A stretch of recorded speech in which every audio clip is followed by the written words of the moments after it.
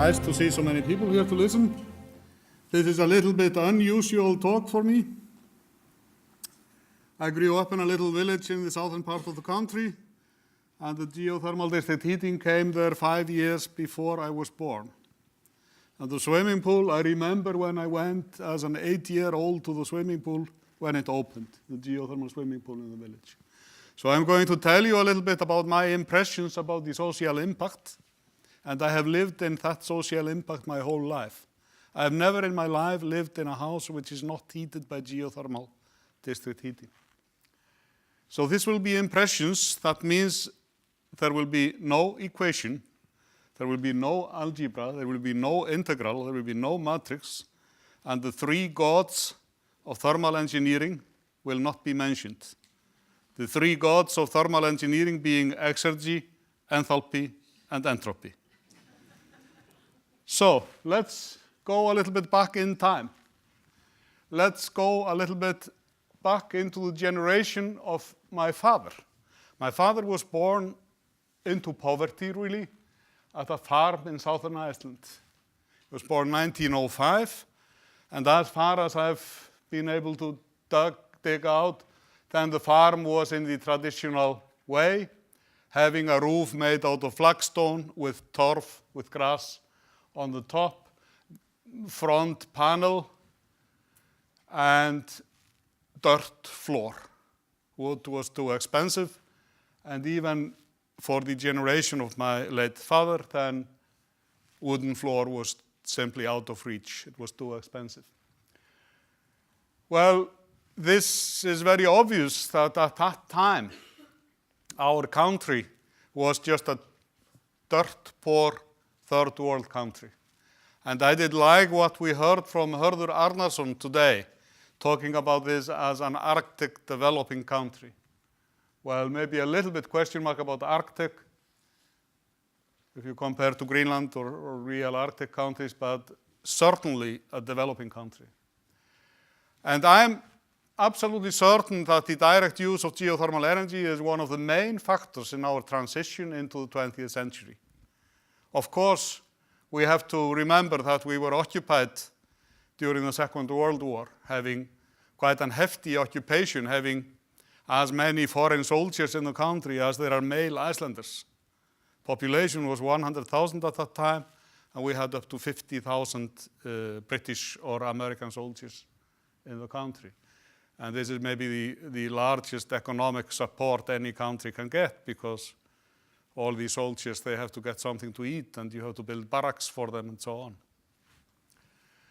Well, the obligatory photo of Reykjavik before the district heating is here. You will see this over and over again in lectures here. This has been very widespread in use here, showing the smog from the individual coal furnaces in Reykjavik, pretty much covering the city.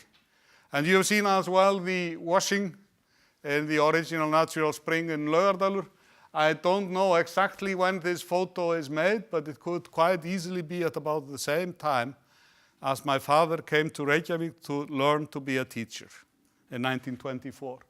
It would not be a big surprise. What do we get from this geothermal? If this is our past, what have we then obtained? What have we got from geothermal? Well, we are heating our homes, including the tap water. We Icelanders know that you don't make coffee from the hot tap unless you like sulfur. Too bad that the modern technology has enabled the hotels to use heat exchangers.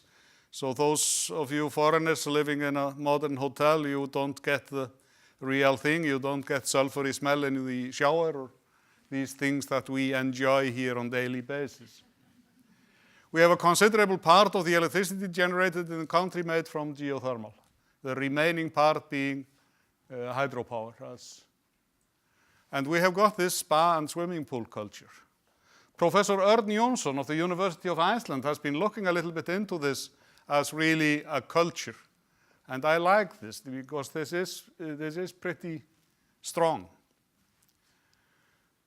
When I'm getting overstressed and overworked and tired, and then the best way for me is to start to get out of bed shortly before 6 o'clock in the morning, go to the morning swimming pool, which all opens at 6:30, and you are standing in a queue at 6:30 in the morning in any weather, minus 10 degrees and snowstorm, then you still have the queue outside of the swimming pool at 6:30 in the morning, people waiting to get into an open-air swimming pool under these circumstances.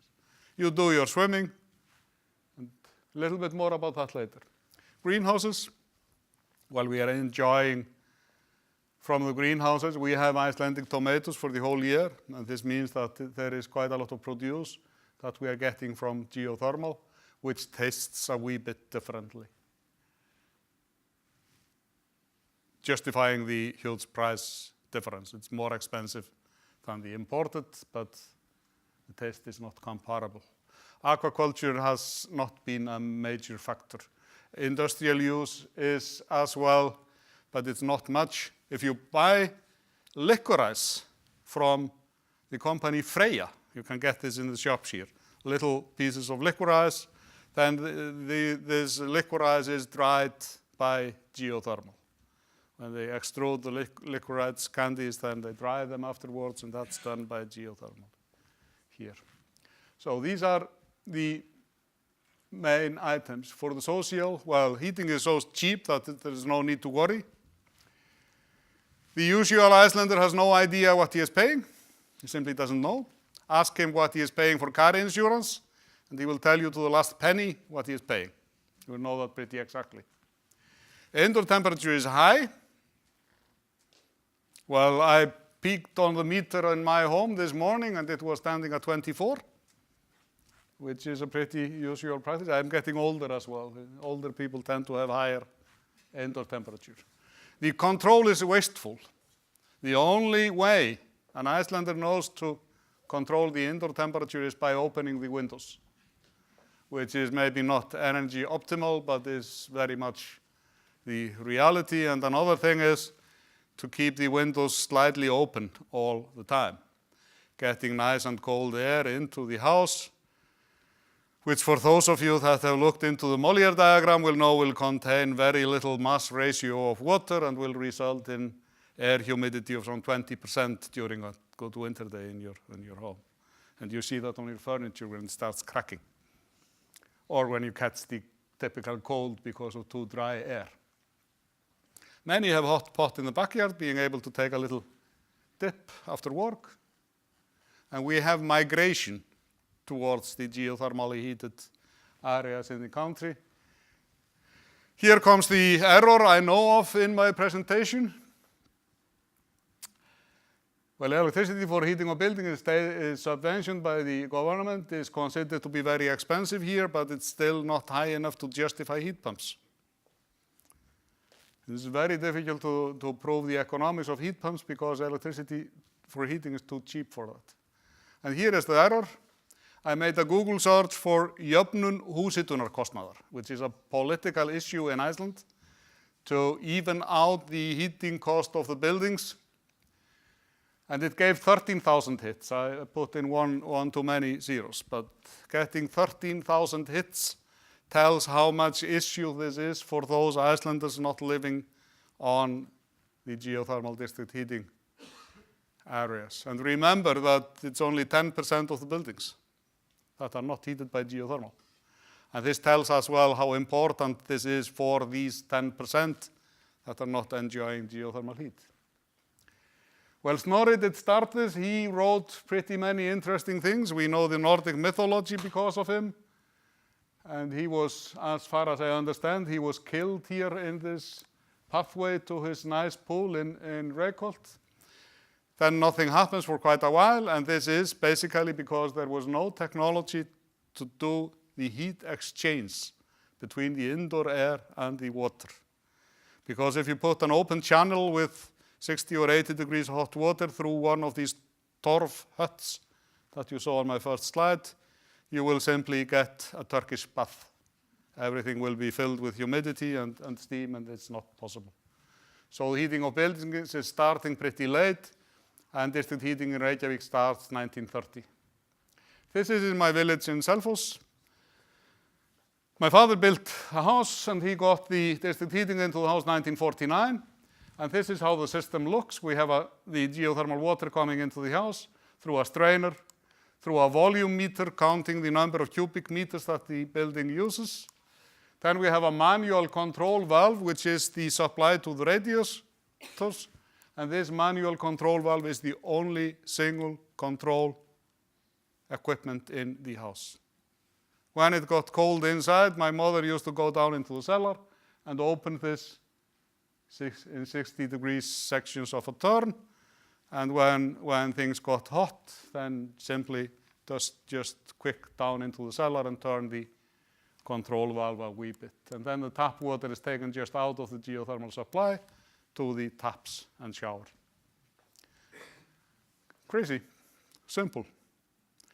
Maybe the biggest surprise is that this system is running happily today. No change, it's just like this. I took the photos 2005. My father has passed away, family has sold the house, but this is still running happily. Resulting in this, which is another photo that you will see on very many slides here, because when we have to brag a little bit and show our importance in the world, then we usually take a clean and nice photo of Reykjavík in some way. Heating cost, want to mention that a little bit. This is my home. This is a house having around 200 square meters floor area. The heated volume is around 600 cubic meters. The suburb of Reykjavík, wooden house, insulated according to the standard of the time, and this was built early 80s, so it's not that old really. But this is a single family house on a single level, so heat loss is relatively high.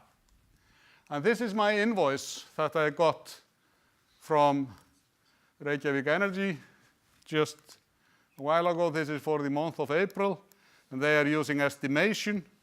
And they estimate that I had used 54 cubic meters of water during the month of April.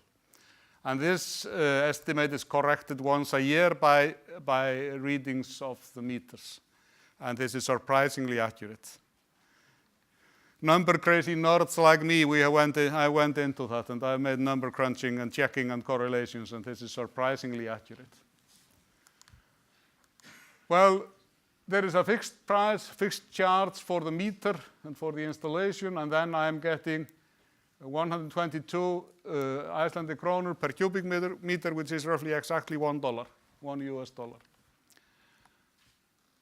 And then you can do the maths.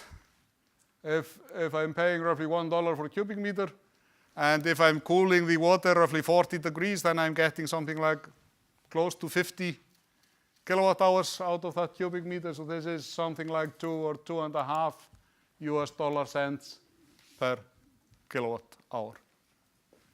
If I have a lousy system and I'm a bad consumer, then I pay more because I get less delta T of my water. If I have a nice and good system, I get cheaper heating. So by selling the cubic meters, you get an incentive for the consumer to behave well and have a well-designed, effective system. And this is for the month of April, 63 euros or 70 US dollars that I've been paying. Get this into relation. The largest newspaper here is 5,600 a month, 40 euros or 45 US dollars. Swimming pools has been done since settlement. We have stories in the sagas of bathing, and Laug is the washing place, the bathing place, and it's in place names all over. This is Landmanna Laugar. And after a few days of hiking in the highlands, after going to Þeistareykir for ptarmigan, and you get back cold, sweaty, and you find a pool, then you use that pool directly. No hesitation. Reykjanes in the southwest is here. Salt was produced there by boiling seawater by geothermal. Earlier, you can see the place here. Boarding school was built in 1934. The boarding schools were typically built where there was geothermal, built all around the country in the 30s, and then they closed down later. The road connection came around 1950. Until that, there was no road connection. So the boarding school was here quite a few years, having the only transport possibility through the harbor and by boat. Well, but they made a swimming pool in 1853. And they were teaching swimming from 1853. And you can still see the old swimming pool, which was simply that they made a little turf wall around a natural spring, and then later a concrete wall, and this is still standing like this. And the swimming pool now is at the boarding school. It used to be the longest swimming pool in the country. This has a fantastic temperature control system. This is the hot end, and this is the cold end. There is no chlorine, so you get a nice and beautiful layer of algae on the walls. And it's a little bit of fight with the authorities if this is legal to offer this for tourists or not. But I can promise you this is a fantastic place, and this tells the simple story of simple life with beautiful geothermal utilization. Swimming pools today are very different.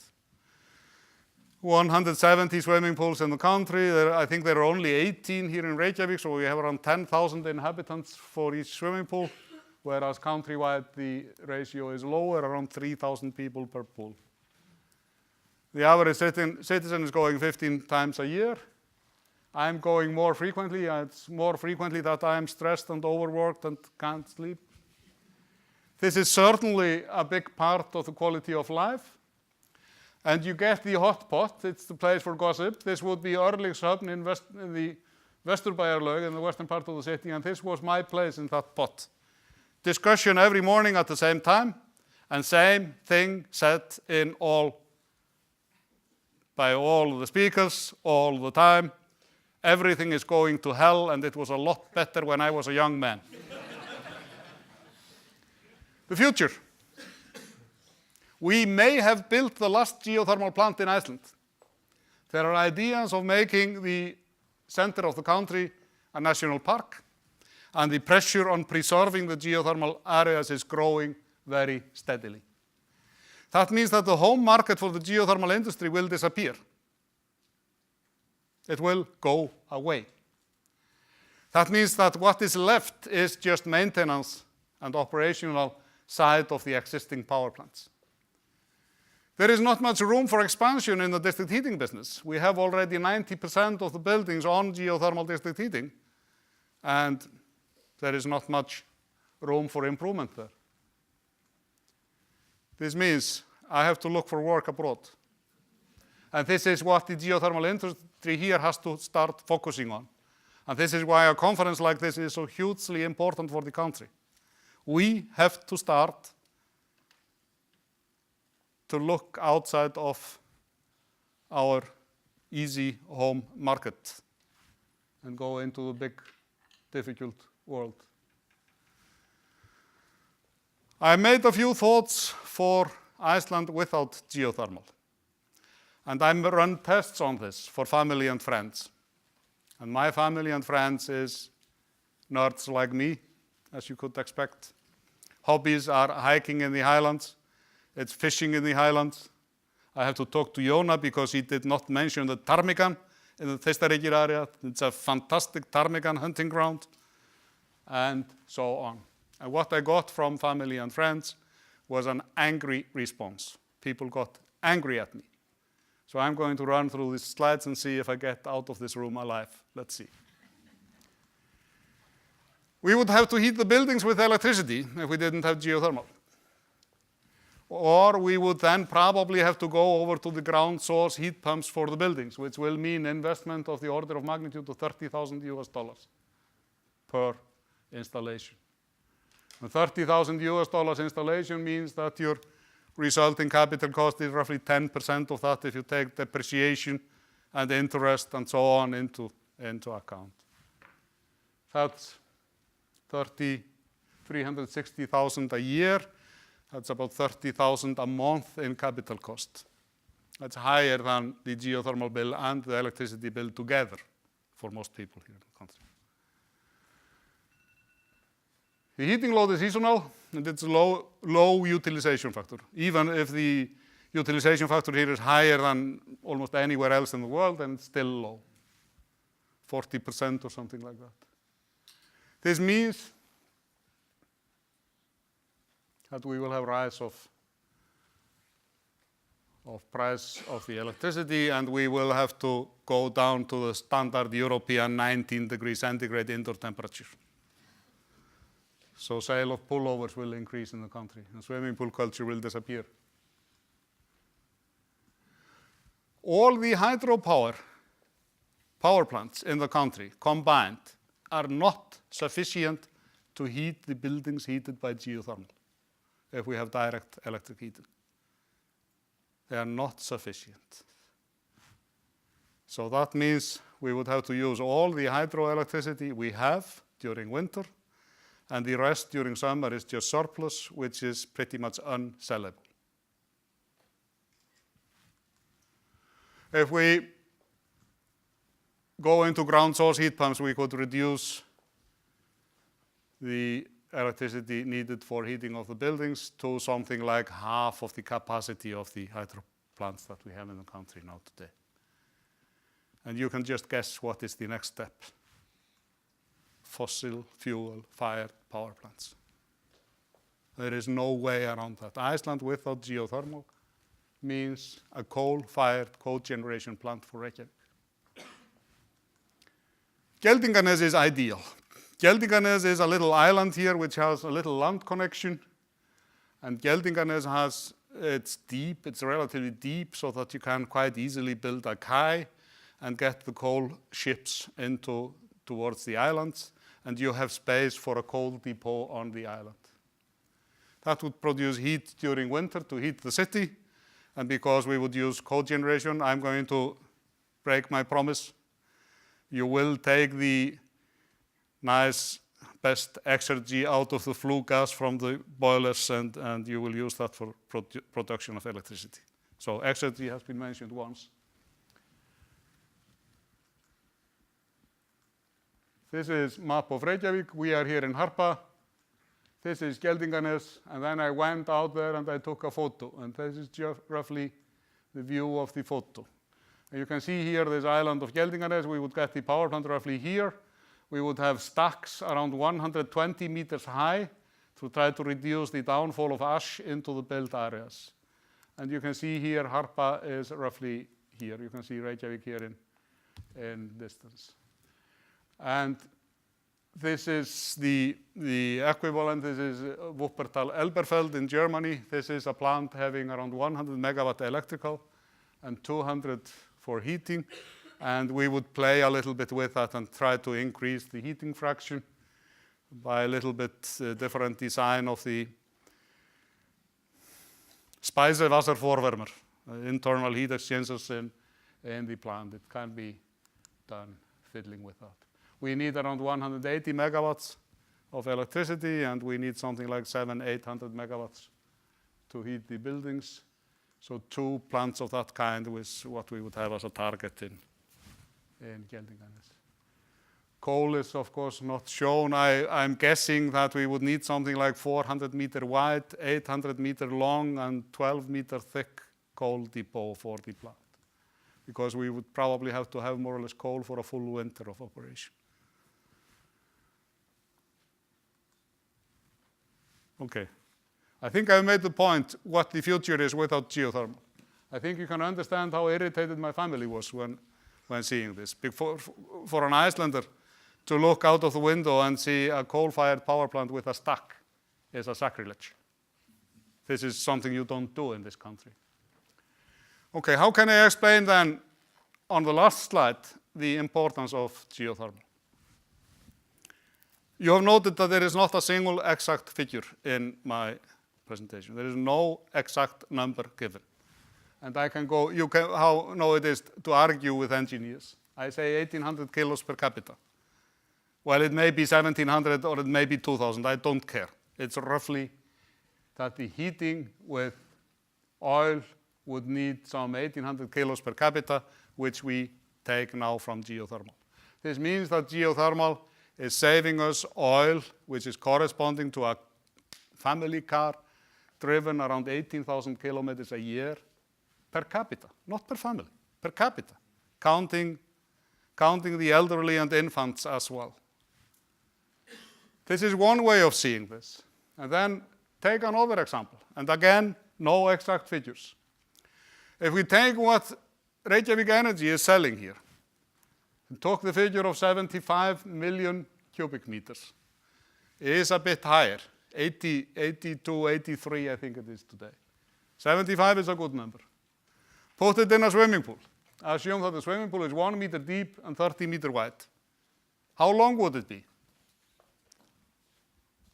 How many meters? It would be 2,500 kilometers. This nice little swimming pool would go from here to the Brandenburg Gate. The Brandenburg Gate would be inside. If you went from the Brandenburg Gate to the end, you would have to swim quite a while. You can see that this is going pretty much over Zittau, over the three countries corner between Czechia, Poland, and Germany. We are going through my old town in Karlsruhe. We are going south of Paris. La Coruña, I think, in Spain is here. And on the west side, we don't quite make it. It's just into Newfoundland and Labrador. But I think that this stresses quite well the point that geothermal is hugely important to us and has a big influence on our lives. And the biggest proof of that is the angry response of family and friends when I said coal-fired power plant in Geldinganes. And the answer was typically, "What? Are you crazy?" And that's what I have to say to you about the social impact. Thank you very much.